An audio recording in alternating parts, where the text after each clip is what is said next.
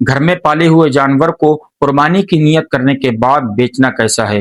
हमारे यहाँ गांव देहातों में अक्सर भेड़ बकरियां पहले से घर में मौजूद होती हैं।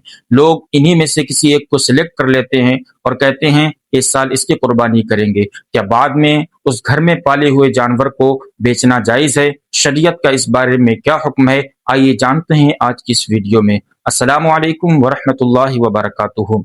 यहाँ सबसे पहले इस फर्क को समझ लीजिए जिसे अक्सर लोग नहीं जानते। मंडी से कुर्बानी की नीयत से जानवर खरीदना एक अलग मसला है और घर में पाले हुए जानवर पर कुर्बानी की नियत करना बहुत अलग मसला है। अगर कोई शरई फकीर यानी ऐसा शख्स जिस पर शरीयत की तरफ से कुर्बानी वाजिब नहीं है, उसके घर में पहले से बकरी मौजूद थी या पालने की नियत से उसने कोई जानवर खरीदा था, अब उसने नियत की कि मैं इसकी कुर्बानी करूंगा, तो शरीयत के मुताबिक ऐसा करने से उस जानवर की कुर्बानी करना उस पर वाजिब नहीं है।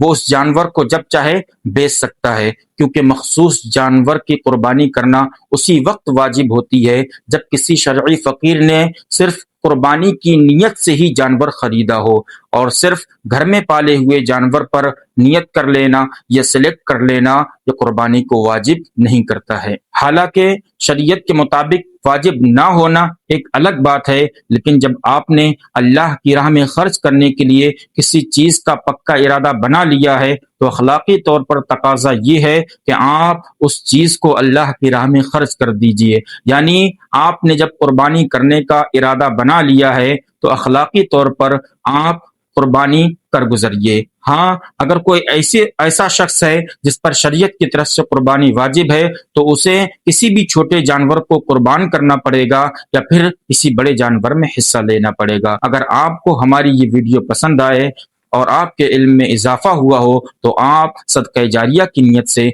इस वीडियो को दूसरे तक पहुंचा दें और हमारा चैनल नूर की बातें सब्सक्राइब करें। जज़ाकुमुल्लाहु खैरा।